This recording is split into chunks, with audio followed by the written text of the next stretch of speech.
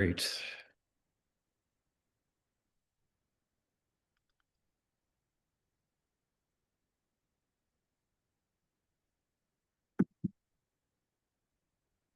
Can everyone see my presentation?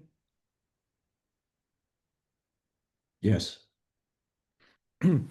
Well, thank you very much, Peter, and thank you everyone who's on the call today for giving up a Saturday morning to listen to an update of some of the news since I last presented to you in August.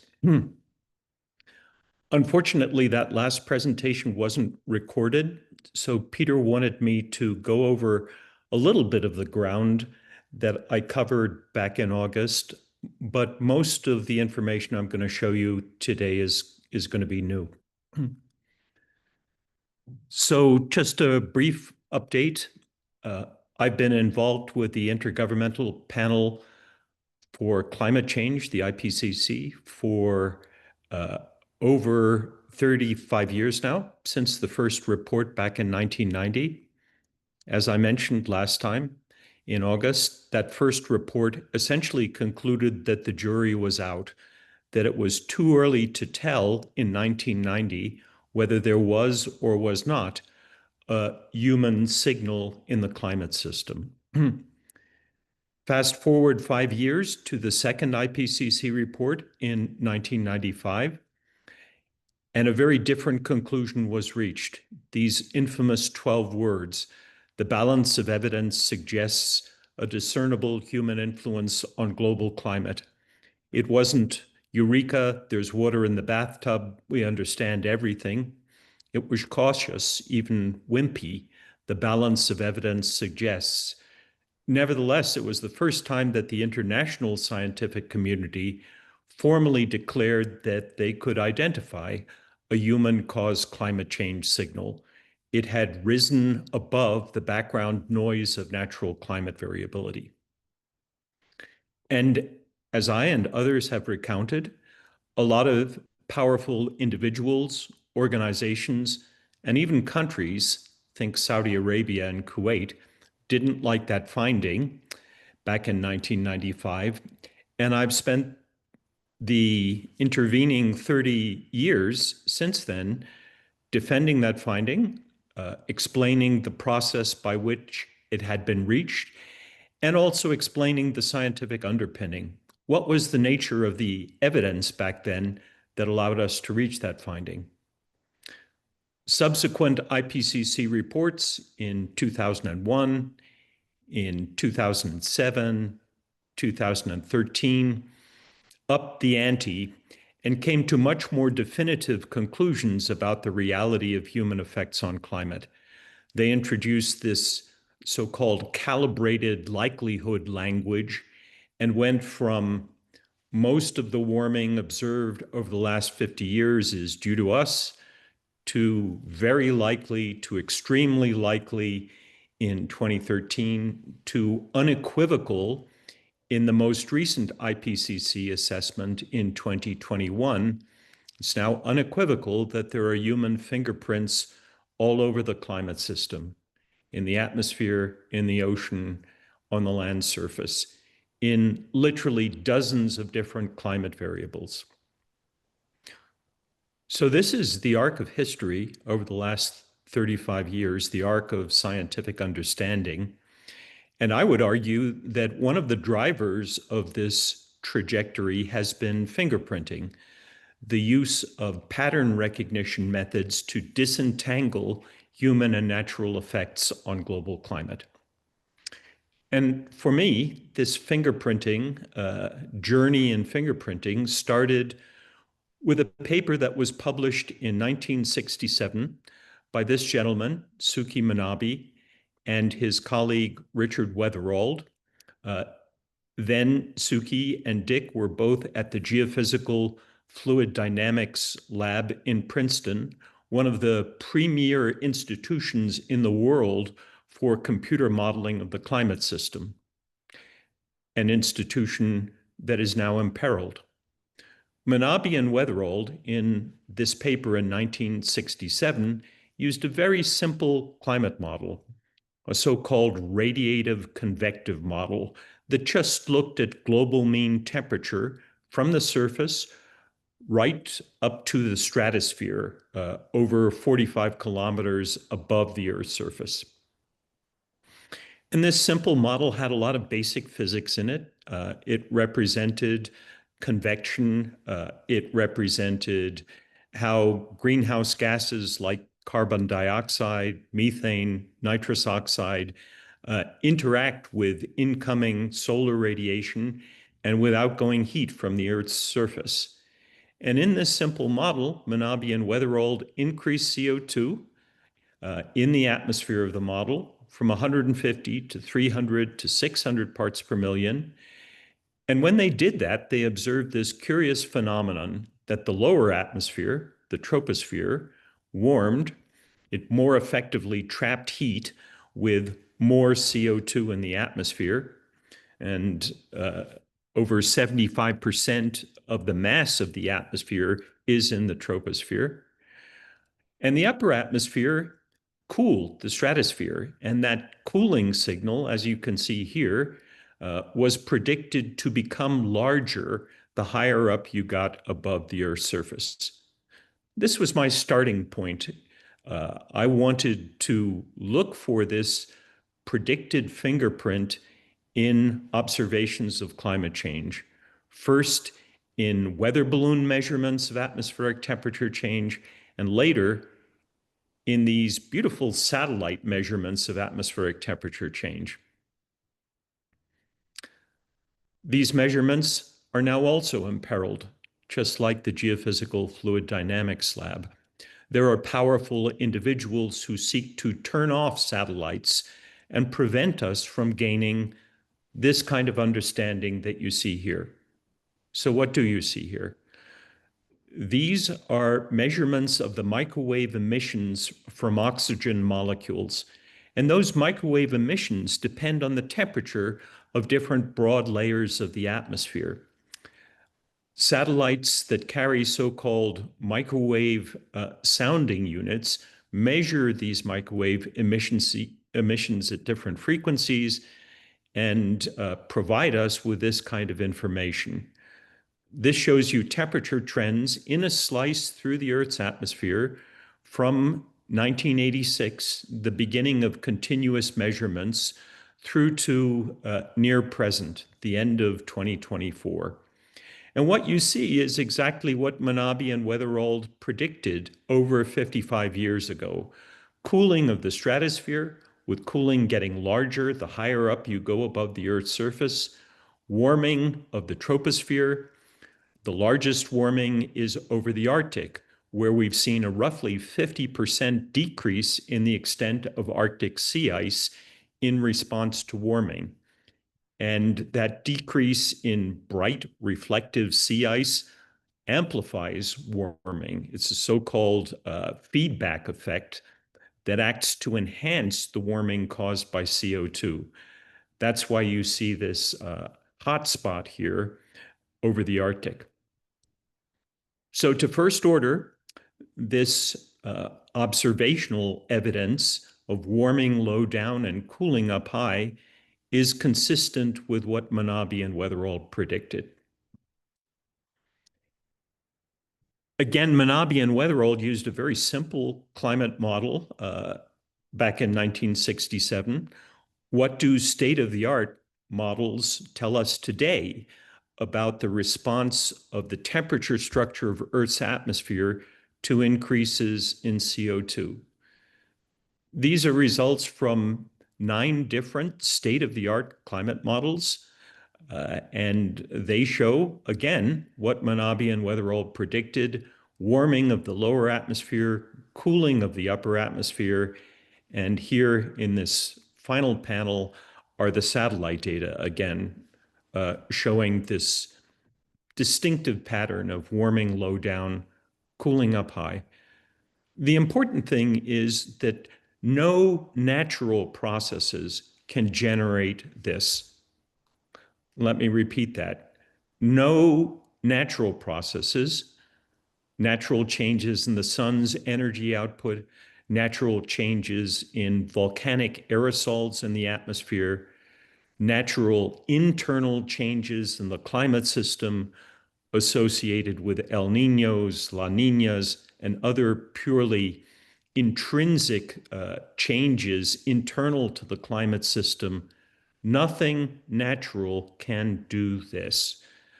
Only human-caused increases in CO2 and other heat-trapping gases and human-caused depletion of ozone in the stratosphere can produce this distinctive fingerprint. We've shown that is the case, that natural phenomena can't explain what you see in the satellite data in papers that go back to 1996. Our first paper, motivated by Manabe and Weatherald, was published in the journal Nature in 1996. Our most recent paper was published just a few months ago in PNAS, Proceedings of the National Academy of Sciences. Perhaps one of the vertical fingerprints that we've done recently that has received most attention has been this one. It was published 2 years ago in 2023, and it extended vertical fingerprinting from the surface to 50 kilometers above the surface. Prior to this paper in 2023, most of our fingerprint work had only gone into the lower stratosphere, from about 20 to 25 kilometers above the Earth's surface. This one extended fingerprinting way up to 50 kilometers above the surface, and this was our bottom line finding. Extending fingerprinting to the upper stratosphere with long temperature records and improved climate models means that it is now virtually impossible for natural causes to explain satellite-measured trends in the thermal structure of the Earth's atmosphere. Peter mentioned this report commissioned by Chris Wright, the Secretary of the Department of Energy, and released at the end of July 2025. What does the DOE report say about vertical fingerprinting? And before getting into what they say, let me just declare up front that the DOE report actually cites this 2023 paper that I just showed you. So they reference it, and here's what they say. A combination of tropospheric warming and stratospheric cooling is a commonly cited fingerprint of anthropogenic climate change. Stratospheric warming since 2000 coincides with continued surface and tropospheric warming, a pattern that is not found in climate model simulations and is not apparently consistent with the anthropogenic fingerprint. Let me highlight a couple of things here. First of all, they're claiming that there is stratospheric warming, not cooling, but warming since 2000. And they are saying that there's a fundamental inconsistency between climate models and observations. Despite what I just showed you in that postage stamp figure showing 9 state-of-the-art climate models that all show over the period of satellite observations, warming of the troposphere and cooling of the stratosphere. The DOE report is saying that Santer et al. In our 2023 paper say they found a fingerprint of human effects on climate, but they didn't really. So what's the story here? Let's look at this claim first. Stratospheric warming since 2000. What you see in blue here, I'd like you to focus on that first, are satellite measurements of the temperature of the stratosphere for 3 different broad layers, from 25 to 35 kilometers above the Earth's surface, a little higher up, and then from 40 to 50 kilometers above the Earth's surface. These are global mean temperature changes from 1986 through to the end of 2024. And again, focus on the blue lines first. They show this very large cooling signal. And as predicted by Manabe and Weatherald in 1967, the cooling gets larger the higher up you go into the stratosphere. Here, for example, again, if you look at the blue line, the cooling is nearly 2 degrees Celsius over this 39-year period. It's a huge signal. You can see that there are these nice ripples in the blue line. Those are due to the roughly 11-year solar cycle. So the sun's energy output varies on a timescale of roughly 11 years. There are also longer timescale fluctuations, but this 11-year solar cycle is one that we've measured very well from space using a variety of spaceborne instruments. And during what's called solar maximum, you have the maximum total solar irradiance, as it's called. And during solar minimum, these these low valleys here, you have the minimum solar output from the sun. So that's what this ripple effect here is in the blue line. And this thing here, this peak that you see, is the warming effect from a big eruption in the Philippines in June 1991, the eruption of Mount Pinatubo. When a big eruption like Pinatubo injects sulfur dioxide into the stratosphere, it warms the stratosphere, and that's what you see here. The black line and the individual gray lines are from those model simulations, from the 9 different state-of-the-art climate models I showed you earlier, models that are run with human-caused increases in CO2 and human-caused depletion of stratospheric ozone. The kicker from this figure, if you don't even need to do any complex statistics to look at this, is that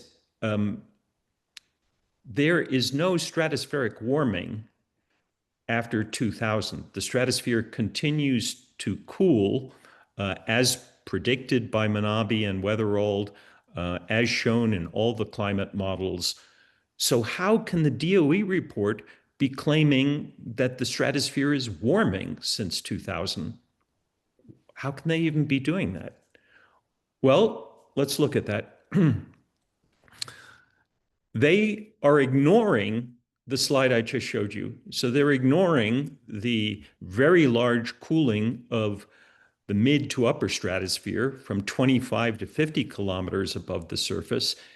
And although they don't say this really explicitly, they're looking at the lower stratosphere where there has not been much cooling since 2000.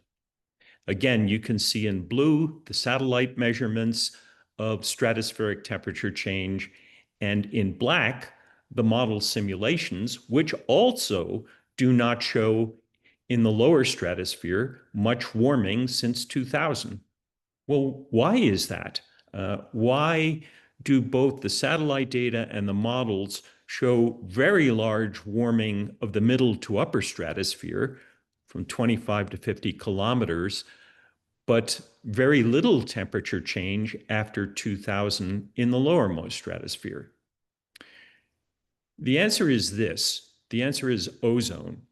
And the answer, in a sense, is one of humanity's success stories. This is a paper that was published in Science in 2016 by my colleague and friend, Susan Solomon at MIT, arguably the world expert on ozone depletion. Susan and her colleagues looked at the size of the ozone hole over Antarctica. And what I'd like you to focus on are these black dots here. These are observations from a couple of different instruments of ozone, and they enable you to track the size of the ozone hole as a function of time. With human-caused production of ozone-depleting substances like chlorofluorocarbons, the ozone hole got bigger in the 70s and 1980s until the Montreal Protocol to limit the production of these ozone depleting substances began to really bite. And what happened then, after the Montreal Protocol and after it and its successor amendments began to reduce concentrations of ozone depleting substances, was that the ozone hole began to heal. And Susan was the first one to describe this healing. Again, a scientific success story, a partnership between industry and scientists and politicians. And it's that recovery of ozone that has led to little or no change in the lowermost stratosphere, where most stratospheric ozone resides. So this is interesting and complex science. Temperature changes at different levels of the atmosphere uh, are driven by different things. Models and observations, as I just showed you, both in the lower stratosphere and also higher up, are in good agreement, contrary to the false statements made in the Department of Energy report. What was so troubling to me about this report was that our own careful long-term research was fundamentally misrepresented. The best way I can describe this is if I look out of my kitchen window, it's daytime, beautiful sunlight, beautiful ponderosa pines out there. Imagine someone trying to convince you, no, that's not daylight. It's actually night outside. That's the scientific equivalent of what the DOE report was trying to do in terms of its discussion of vertical fingerprinting. So other areas of concern in the DOE report, there are many. You can go and read them. I'll just give you one more particularly egregious misrepresentation of scientific understanding that relates to extreme events, that relates to heat waves. And this is from a scientist at UCLA, Karen McKinnon, and her group. You may remember that after the Pacific Northwest heat wave, there was this extraordinary warming in the Pacific Northwest, off the charts, 3 to 5 degrees greater than any temperatures that had been measured before observationally. And Karen's research on trying to understand this Pacific Northwest heat wave is misrepresented in the DOE report. So the DOE report cites one of her papers and claims that greenhouse gas emissions have had little to no effect on heat waves for the US. This is what Karen then posted on LinkedIn about that incorrect claim in the DOE report. So after the 2021 heat wave, she and her colleagues tried to understand its likelihood, given that 115 degrees Fahrenheit temperatures in Portland, Oregon, were not on anyone's bingo card. And what they did in their analysis was, first of all, they removed the human-caused warming signal of roughly 3 degrees Fahrenheit in the Pacific Northwest since 1960. So there's this huge warming signal.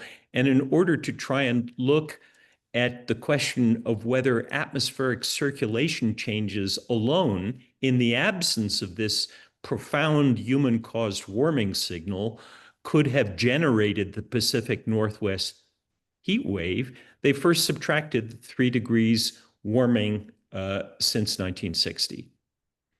Here's what they found. After accounting for those 3 degrees Fahrenheit, the extreme heat conditions were unlikely, but not impossible, based on an ensemble of climate model simulations. As scientists, this supported the simplest hypothesis that the region has warmed due to climate change, and then we had some bad luck in the weather that led to the very extreme event. The DOE report said this. They only included the following quote from the McKinnon et al. Peer-reviewed published paper. The most likely explanation remains that the weather event itself was bad luck.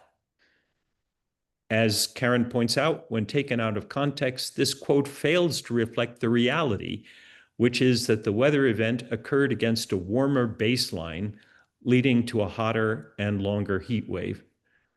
So again, this is a fundamental misrepresentation and cherry picking of peer-reviewed published results.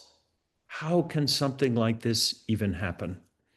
And as Karen points out, the reason it happens is that this is intentionally misleading because the DOE report serves to buttress the efforts of the Environmental Protection Agency to rescind the 2009 endangerment finding, the finding that greenhouse gases cause a threat to human health and welfare. So let me give you a brief update. What has happened in terms of the DOE report since I last spoke to you? The report itself was released on July the 29th. It was commissioned by Secretary of Energy Chris Wright. The 5 authors, as has been widely reported, are noted climate change skeptics. I've dealt with them for much of the last 30 years. The report is released simultaneously with a press conference by EPA Administrator Lee Zeldin, who announced a proposed rule to rescind the 2009 endangerment finding. And in that proposed rule, the DOE report is referenced 16 times as evidence that climate change science is unsettled science, that it isn't really mature, well understood science.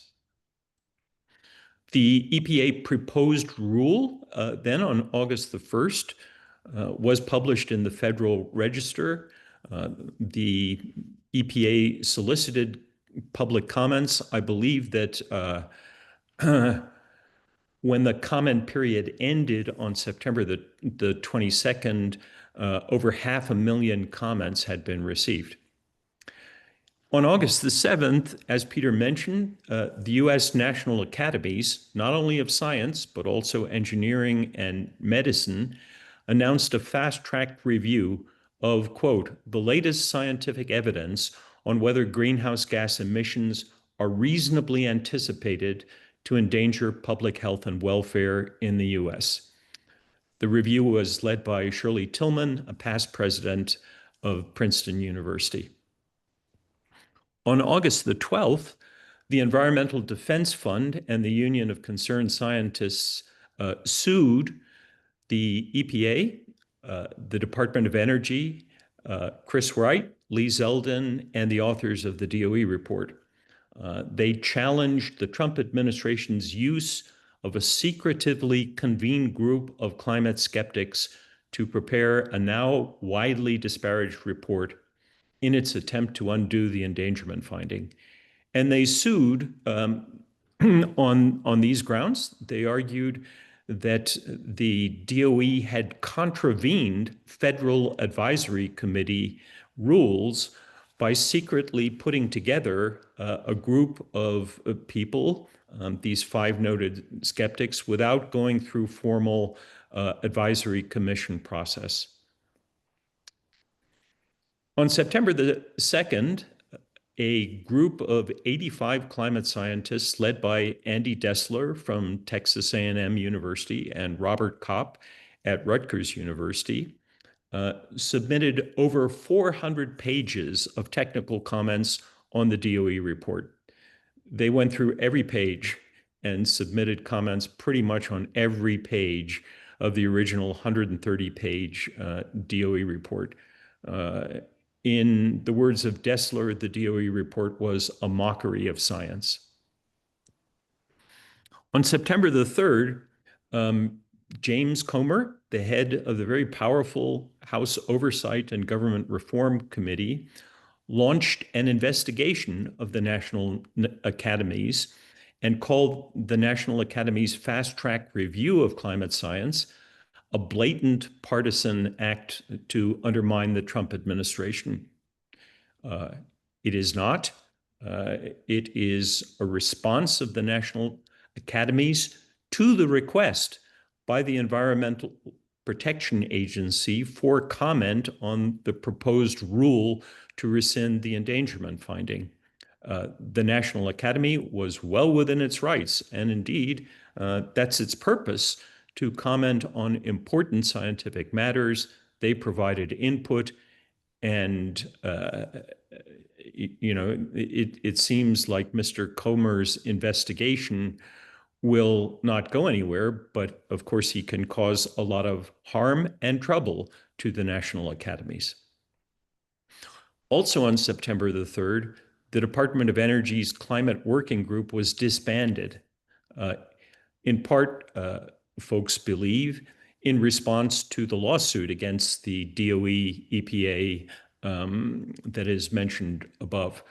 But critically, the report itself was not withdrawn. It's still out there. And just finally, to end this timeline, on September the 17th, the fast track review was released. Its bottom line finding was this: EPA's 2009 finding that the human-caused emissions of greenhouse gases threaten human health and welfare was accurate, has stood the test of time, and is now reinforced by even stronger evidence. So a very, very clear statement. And I'm just so delighted that the national academies were not cowed by Chairman Comer or by others. They assessed the post-2009 science. They found that the science of climate change is credible and that we have no grounds, no scientific grounds for rescinding the endangerment finding. Moving on now to other news, a serial presenter. This is me testifying in front of Congress, in front of the now defunct House Select Committee on Energy Independence and Global Warming, and Attorney General of the U.S. Pam Bondi. So what is this? What is this news? Here's another brief timeline explaining the interconnection between myself and Attorney General Bondi. Back in December of 2020, I received an email, this is during COVID, from the National Academies, and I was invited to speak at a virtual workshop entitled Emerging Areas of Science, Engineering, and Medicine for the Courts. The goal of the workshop was, quote, to identify areas of science, technology, and medicine that may be candidates for new chapters in a proposed update to the Reference Manual on Scientific Evidence. The reference manual is a primary reference source for federal judges on questions of science and litigation. That workshop took place on February the 24th, 2021. It involved a handful of climate scientists and judges. It was open to the public. On May the 11th, 2021, I was invited to give a similar presentation to the National Judicial College. I did. Shortly after that second presentation, on May the 14th, 2021, a Freedom of Information Act request was issued to the Department of Energy's National Nuclear Security Administration, NNSA. They're the entity that manage Lawrence Livermore National Lab, where I worked at the time, for the US Department of Energy. And the request was for all email correspondence related to these two presentations. The request was from an organization called Energy Policy Advocates, EPA.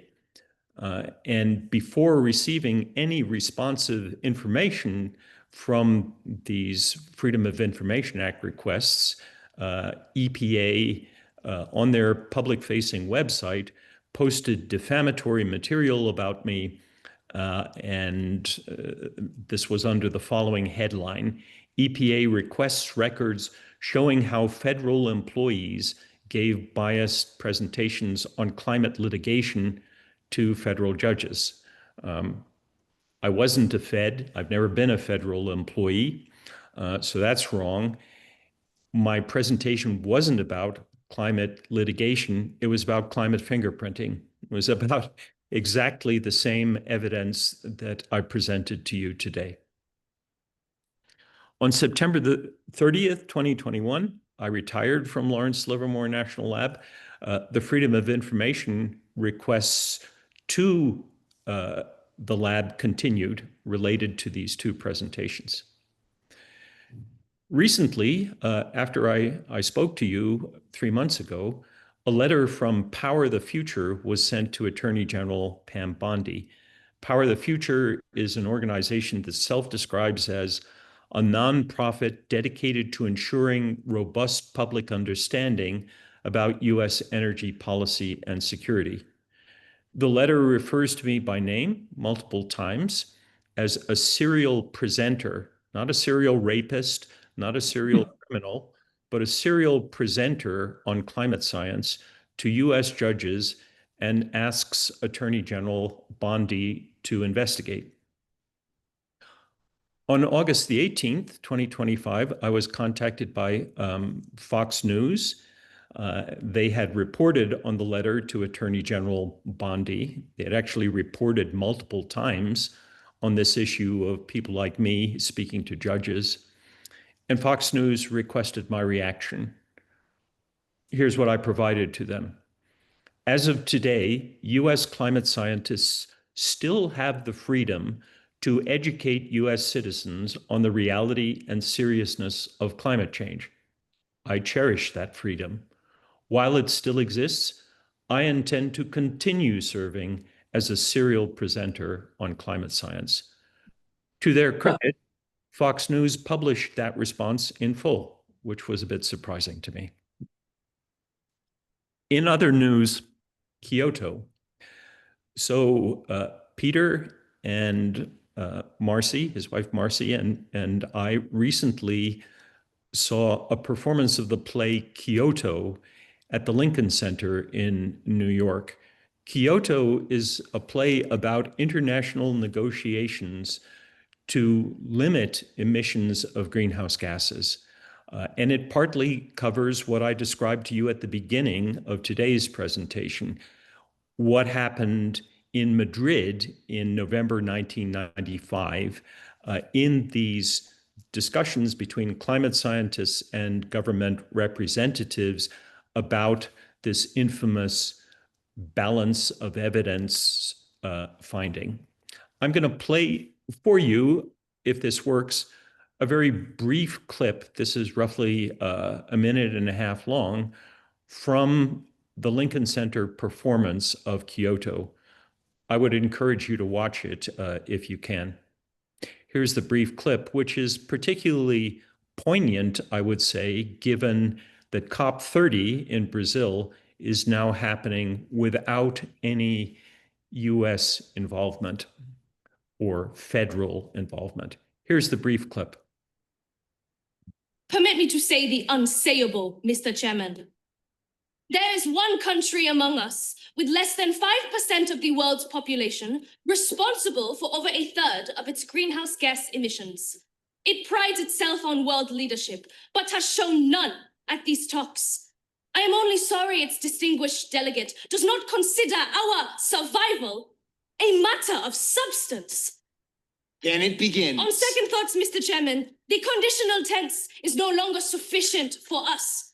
Sea level rise will threaten survival. Western Samoa rises first. They support Kiribati. It will drown our crops. Then the Republic of Nauru seconds this and won it in the minutes. It will salinate our fresh water supplies. Followed by Trinidad and Tobago, the Bahamas, Barbados, Bangladesh. It will bleach our coral reefs and kill our mangrove forests. Tanzania. Stands with the island states.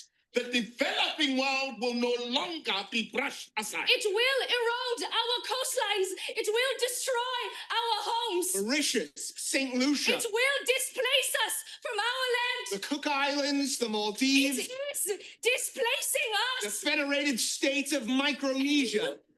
Drown in silence. A tidal wave of resentments, old and new, flood the conference hall. Again, I would strongly encourage you to Commit. see it if you have the opportunity. Let me just Show no get out of this. at these talks, Mr. First, they support Kiribati. It will drown our crops. Then Permit me to say the unsaid. I'm just trying to, here we go. So Kyoto was written by Joe Murphy and Joe Robertson. And one other piece of really good news is that they have been recognized as climate leaders in Time Magazine's recent list of the 100 climate leaders in the world for finding innovative ways to communicate about climate change science and efforts to reduce emissions of greenhouse gases and describing that history, the history you just saw in that brief clip. I'm delighted that they've gotten this recognition. And it's interesting that Kyoto is the first play in a trilogy. So the two Joes are currently working on a play about the Conference of the Parties in Copenhagen in 2009. And the final play in the trilogy will be Paris and the Paris Climate Accords in 2015. I had the opportunity after watching Kyoto at the Lincoln Center with Peter and Marcy to participate in a talkback with the two Joes, Joe Murphy and Joe Robertson, our moderator, Karen Briscoe, and the actor who plays me, Daniel Jenkins. It's a pretty surreal experience to sit on stage with yourself and have a conversation about the play and storytelling and the importance of forming these partnerships between scientists and people who are really, really good at telling stories. Just finally, last slide here. In other news, Bill Gates, I'm sure many of you have read about this. Bill Gates recently on his website released a memo about climate change, and many climate scientists, myself included, were deeply upset because it was framed as an either-or choice. We can either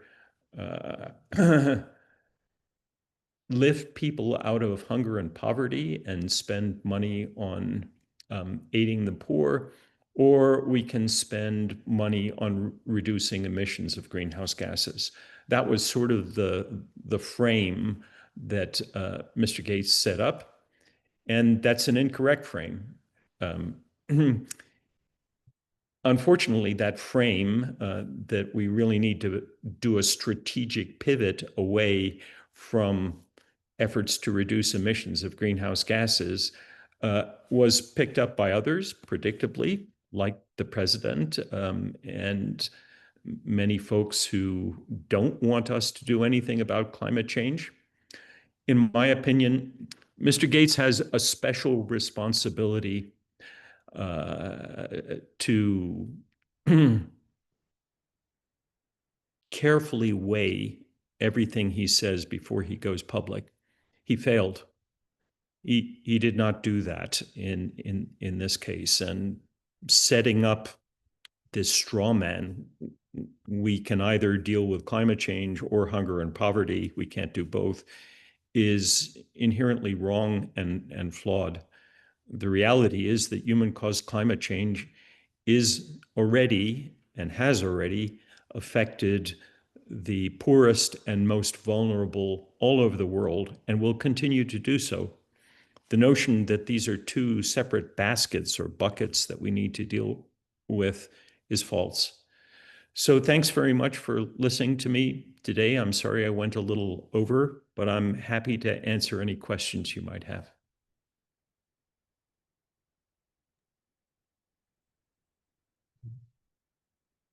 Thank you, Ben. Thank you very, very much. Most articulate presentation. And the recording is still recording, so we got it this time. I forgot to show one final slide. Sorry about that.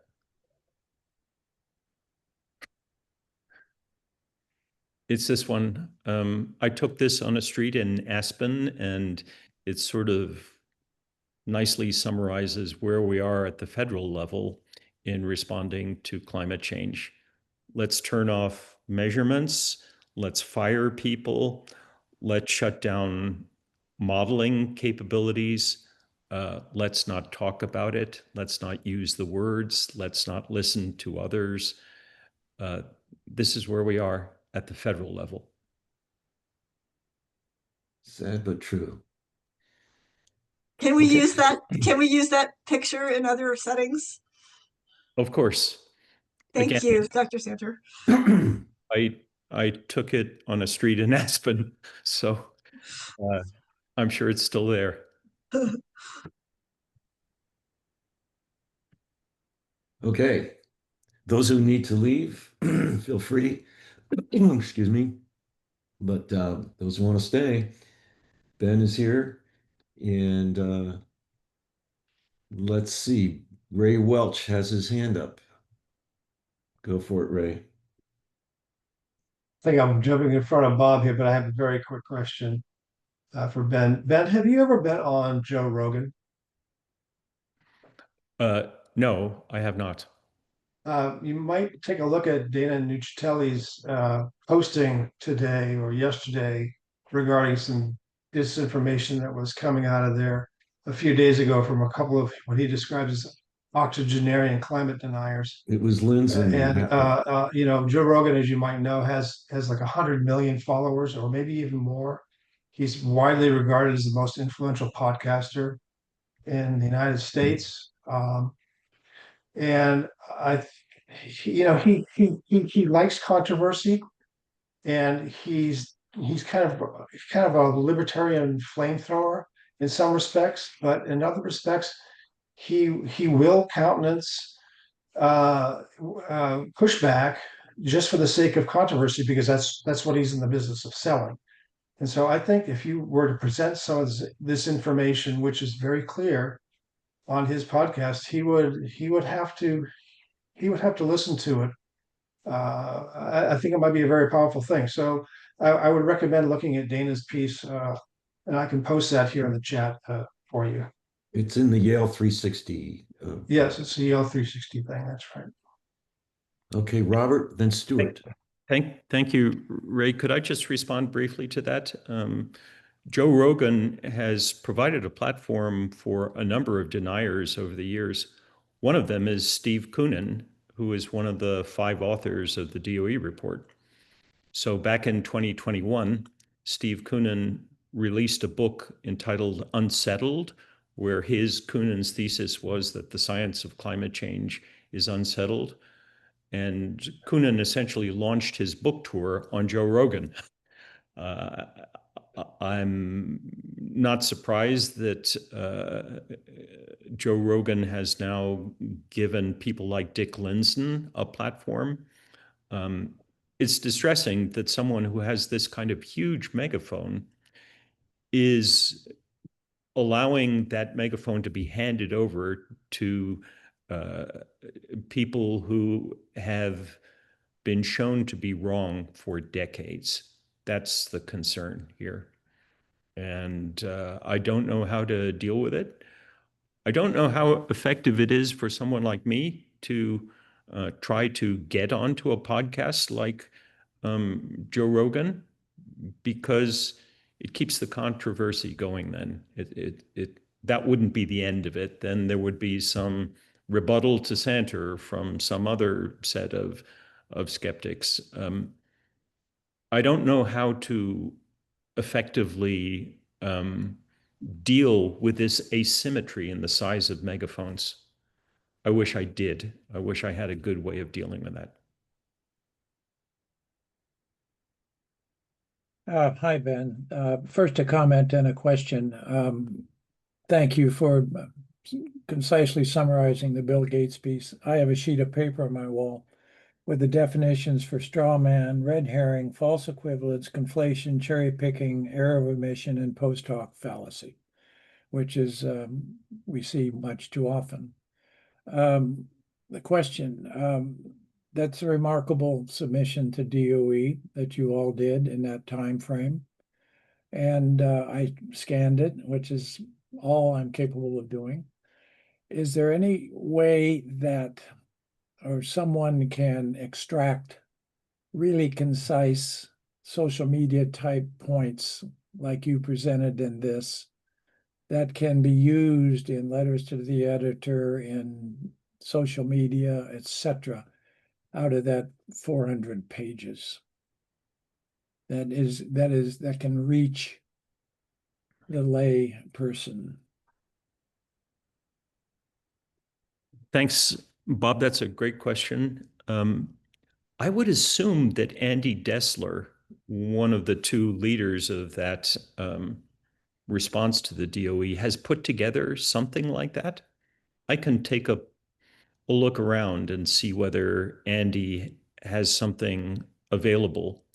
I know that Andy Dessler has a Substack channel, so I would be surprised if there weren't some high-level summary of the 400 plus page response to the DOE report in plain English on Andy's Substack channel. Okay, thank you. Yeah, Stuart, please. Hey, thank you, Ben. That was mind-blowing, and I found it both simultaneously uplifting and disheartening. The disheartening, obvious. The uplifting, as a fellow scientist in a different field, the science will out. The science will prove itself to be accurate. And this brings up a question that I face when I present material like this, and that is urgency. So I'm a geoscientist, and we're trained to think in different timescales. How would you suggest presenting this type of dialogue and incorporating the urgency? Because this administration will last some period of time. This issue of denial will last some period of time. People will suffer, people will die, ecosystems will suffer. So how do we integrate that urgency in the message?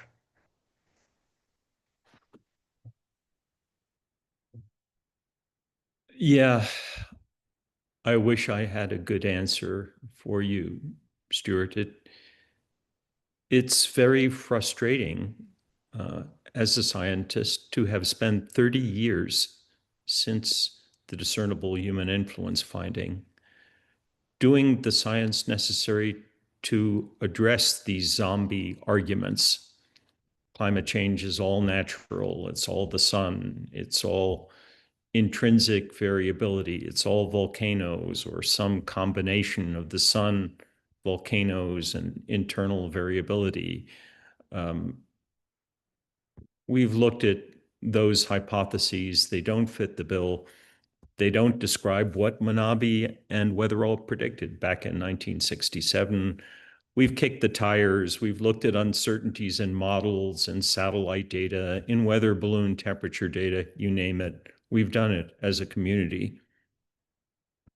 And yet, here we are today in 2025, where that mature scientific understanding is fundamentally misrepresented in the DOE report.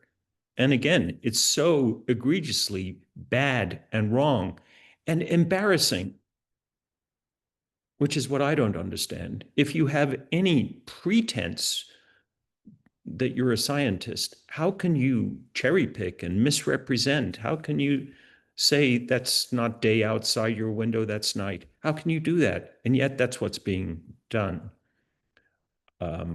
And these are very powerful individuals. As I showed at the end, they seek not to have an educated judiciary. That's not what this administration wants. They don't want to have satellites measuring atmospheric temperature. They don't want to be measuring sea level rise or the emissions of methane and carbon. They want to literally fly the orbiting carbon observatory into Earth's atmosphere and destroy it. It's tough to wrap your brain around people who are destroyers. They don't want to understand. They don't want to build. They don't want to solve problems. They want to destroy. And that's what the play Kyoto tells so well, that short-term economic interests take precedence for these players on the other side, these forces of unreason. How one deals with the urgency question, that while they're fiddling and the planet is burning and all these terrible things are happening,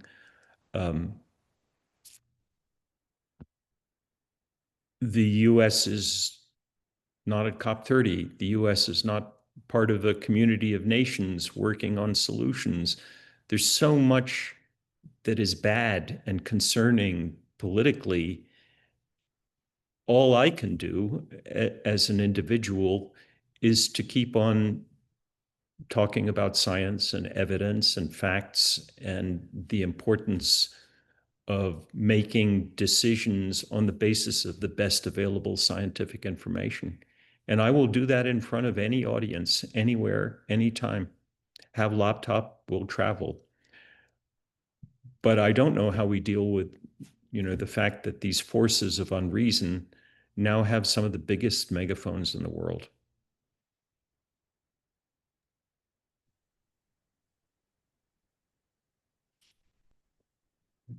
Do I see any other hands raised? I don't. Does anybody want to speak? Please feel free. If not, we will thank you, Sure. Ben. I just think it's amazing that you got so much pushback. It just shows how powerful your message is. Well, as I've said before, thank you. I'm in the end stages of my scientific career now. I'm an old dude. I'm going to be 71 next year. And when I look back over the last 30 years since Madrid, since the balance of evidence finding, I'm profoundly grateful. Yeah, sure, a lot of bad stuff has happened and likely will continue to happen. But I've had the extraordinary opportunity to work with brilliant women and men all around the world on issues that matter to all of us. That's privilege. I don't see myself as some victim. I see myself as someone who, when I get up in the morning, I have clear purpose. I know what I'm going to do. I'm going to do this kind of thing. I'm going to try and mentor students. I'm going to try and encourage them to keep the embers of science alive, keep doing what they're doing. And I'm profoundly grateful for the fact that even as an old dude, I can still use my voice. No one has taken that privilege away from me yet.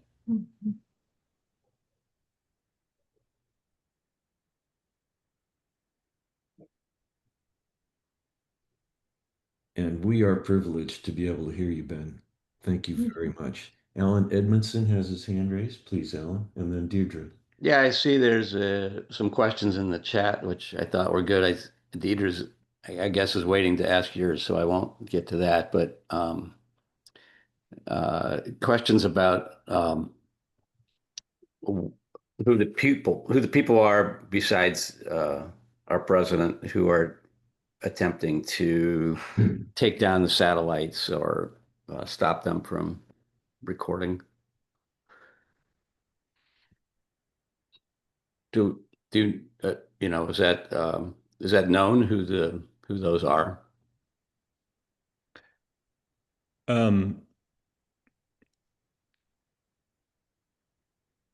Let me just say that many members of the current administration have made on the record statements about climate science.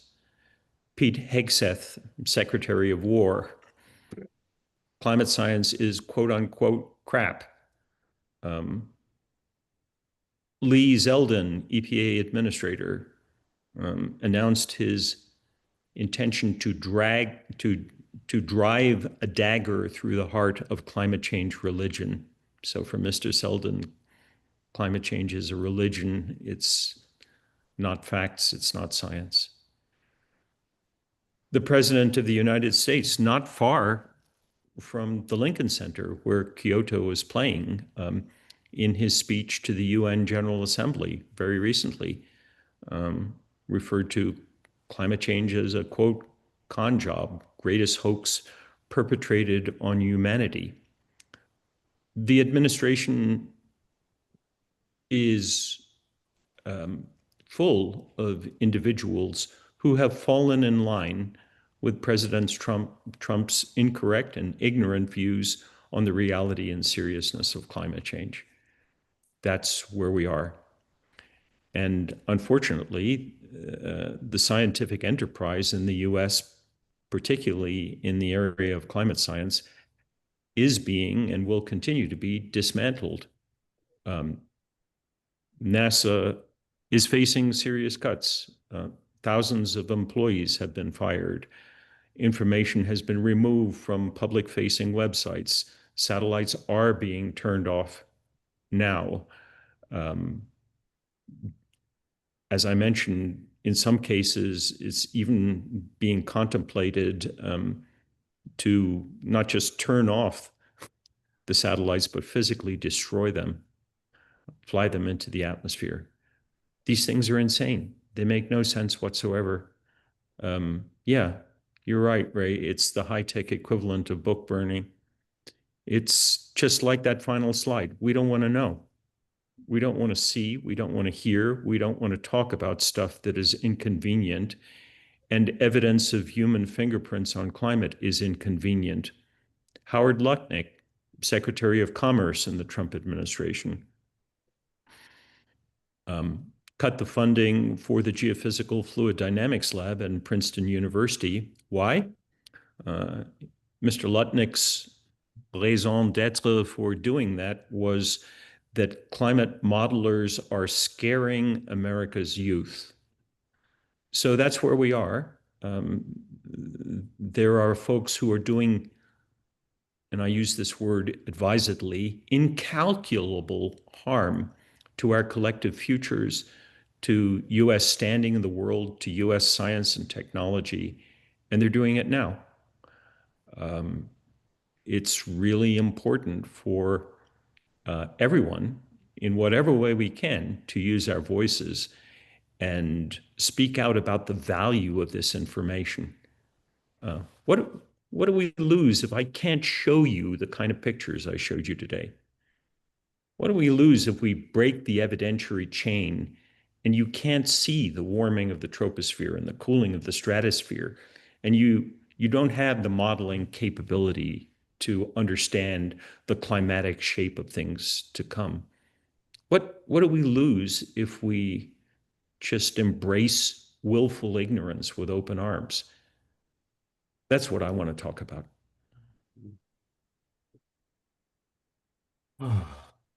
Deirdre, please. Thank you very much for your presentation, Dr. Santer. It's always very sobering, and I think we all are incredibly grateful for the work that you've done. My question relates to Bill Gates and his releasing his memo. I'm wondering, do you have any idea what his motivation was? I mean, it doesn't really seem consistent with his prior positions. I don't know what his motivation was releasing this memo on the eve of COP. As I mentioned, I think he has a special responsibility. He has a huge megaphone. He knew that whatever he was going to write,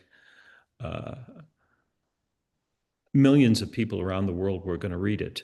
And some, as I showed you, were going to seize on it gleefully and say, see, Bill Gates says climate change isn't a big problem, which is what the President of the United States did. Mr. Gates is not naive. He's a smart man. He must have known the consequences of going public and saying, this isn't the biggest problem we face.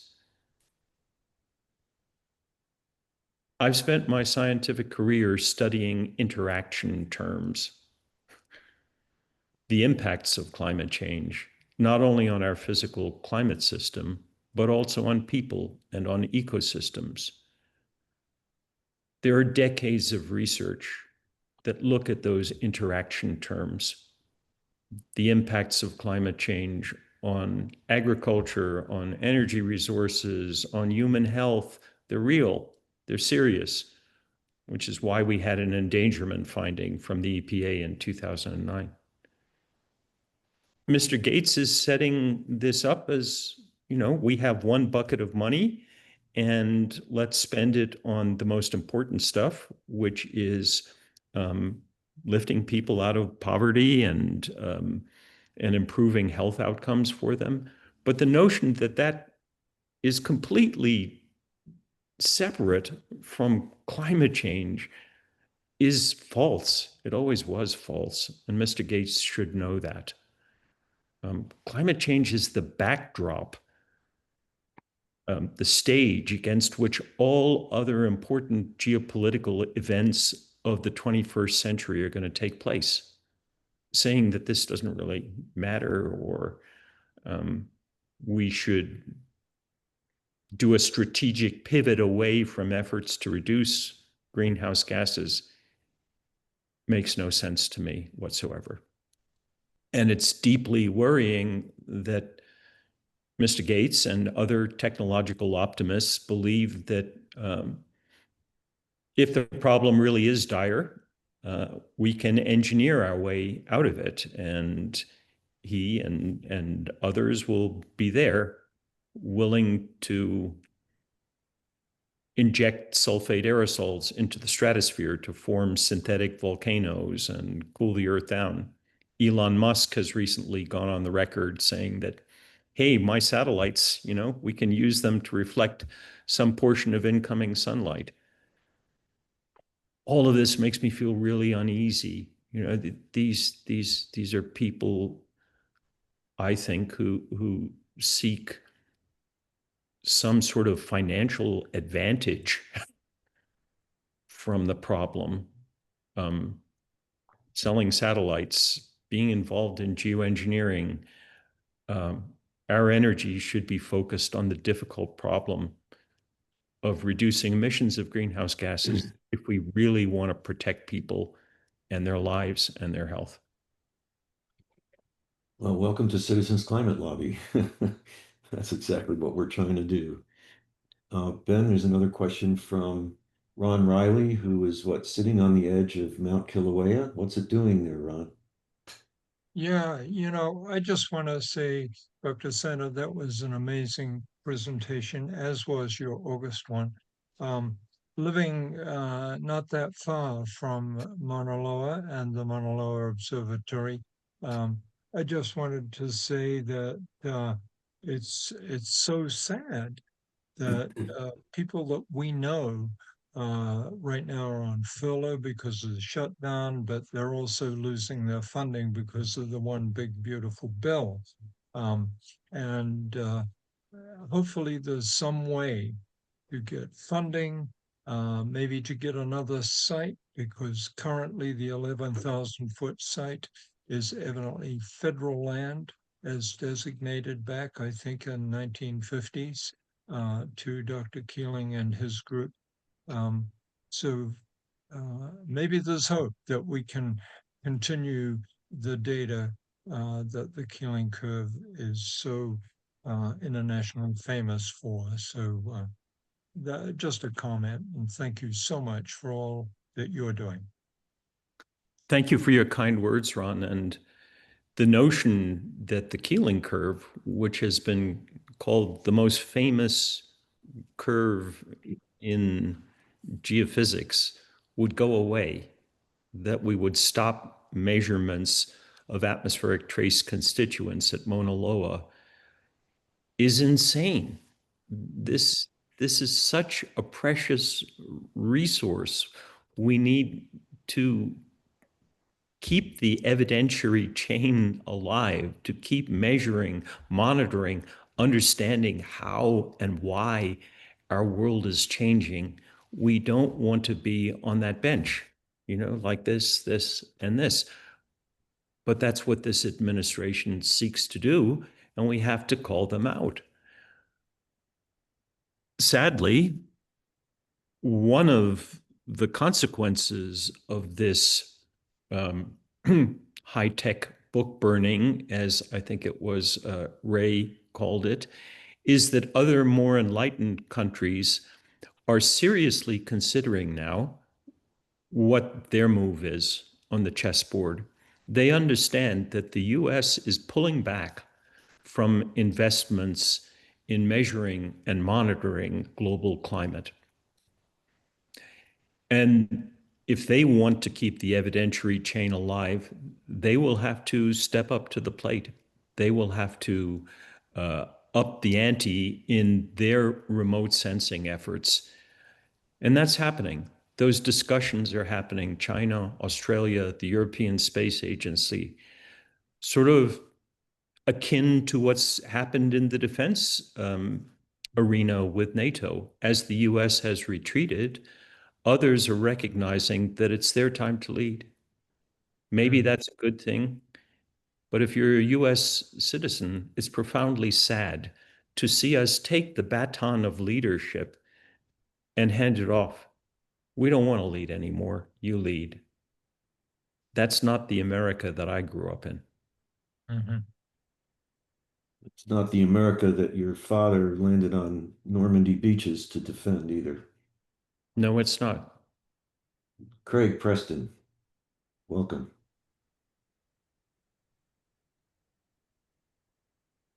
Hi, Dr. Santer. Thank you. I'm Craig Preston in Costa Mesa and lead the action team in CCL for conservative outreach as we push for bipartisan legislation to fix a lot of things you've shared about. And thank you for your data and your years of service. We're in a tough time here. We reform ourselves each 2 years for the Congress we're given. Obviously, we all vote and try to form the Congress we would like, but then we deal with the one we're given. And I think we're unique in a way that there's protesters outside, there's paid lobbyists inside, and there's unpaid lobbyists inside. And that's a rare thing that we have built a network around the country to do. There's even controversy within CCL of what do we do next? Do we keep fighting for a carbon fee and dividend?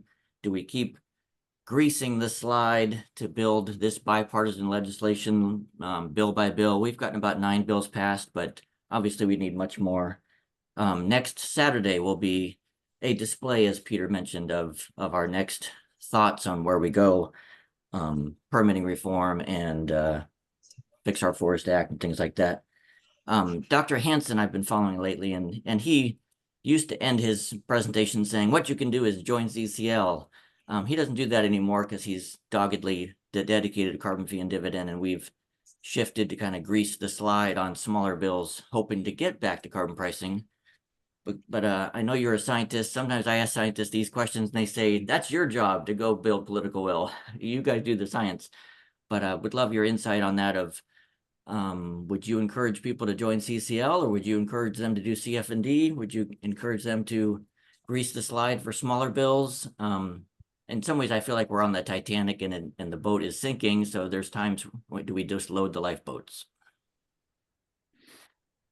Well, thank you, Craig, for that question. And you're right. I'm not an expert on the optimal economic strategies for responding to climate change, but I spent a lot of time talking to Peter and Bob Archer and others who are incredibly knowledgeable and have spent years of their lives trying to understand the levers of power.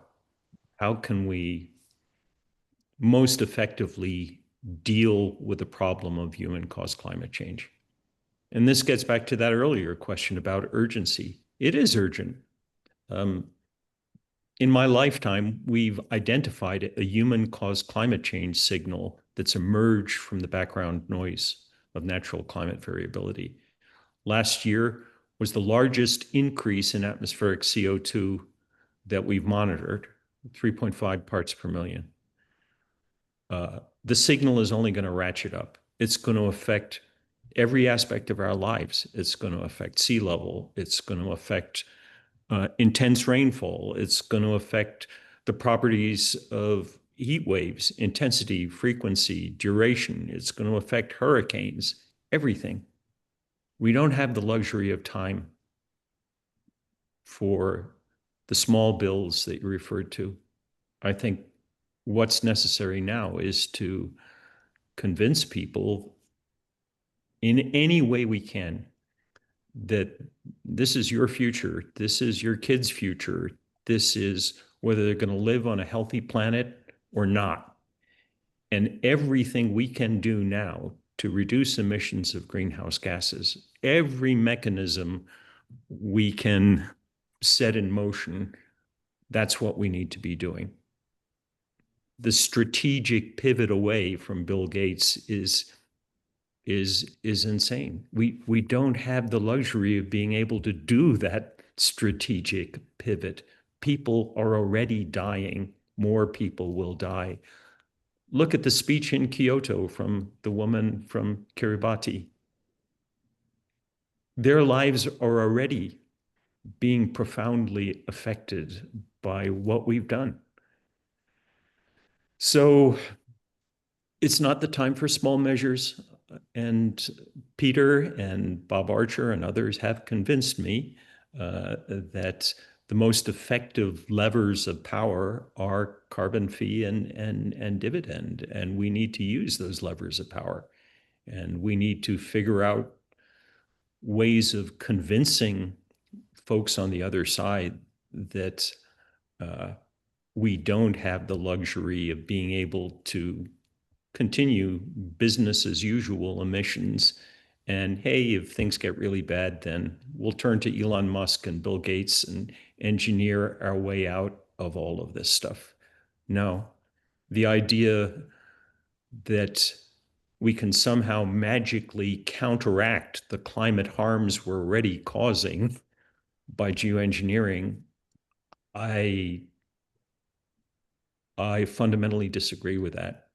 I think that what we need to be doing now with urgency and with every lever of power we can access is reduce emissions of greenhouse gases. Great, thank you. Any other questions? Al, do you have anything to wrap up you would like to say? Well, just reiterate the thanks, Dr. Santer, for joining us today and for his unwavering commitment to making sure that the public is getting the right information about the science.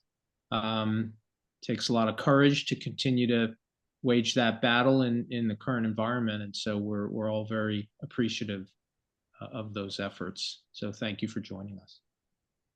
Thank you, Alan. I'm very appreciative of your efforts. You devote significant time and energy to trying to find dialogue, to trying to find common ground. And I'm profoundly grateful to all of you for doing that. And I'm grateful for the opportunity to speak to you today. That gave me the chance to put together all of this information. I did not have those timelines, the two timelines that I presented, the timeline for the DOE report and the timeline for the serial presenter stuff. And it's been valuable for me to put those timelines down. I will use them again in other presentations because it's important to understand the sequencing here. And hopefully there will be an update. The DOE report, as I mentioned, is still out there. It hasn't been withdrawn. The EPA is likely to try and rescind the endangerment finding. So these timelines are important to preserve and understand for all of us. So thanks for giving me the opportunity to talk about this stuff. Well, Ben, my friend, thank you. We know you're busy, and your dedication to this is just absolutely remarkable. I wish there were more people like you doing this work. So we thank you deeply, and I will make this recording available on the CCL website. I'll send you a copy. And if there are no other questions or comments, we'll say goodbye to you and call the meeting to a close. So thank you again. Thanks, Ben. Thank you, everyone. Everyone. Goodbye. Thanks, Ben. Thank you, Have a Ben. nice weekend. Peter, with the video on, will you also be able to put the slides on? The your presentation? slides, Ben? What about your slides? Is there a package that you could make available? I'm happy to send my slides to you. They're all in the public domain. The only thing I'm a little uncertain about is the YouTube video, whether we have permission to share that. But the slides, happy to share them with you, Peter. You'll be interested to know that on yesterday's The World on PBS radio, they covered Kyoto. They had an article about it. It was quite good. And I saw it in New York. It was the best theater production I've ever seen in my life. And I've spent a lot of time in New York going to theater. It's terrific. And I certainly hope it gets legs, comes out here to maybe Berkeley rep or the Harvard rep or wherever it's going to go. I wish they'd make a movie out of it because it would be a good movie. It's a very exciting theater. So anyone, if you ever get a chance to see Kyoto, do so. All right. All right. Thank Bye, you, everybody. Thanks Bye. for coming. Thank you, Ben. Thank you, Peter. Yeah. Welcome. Everyone. Thank you. Thank you.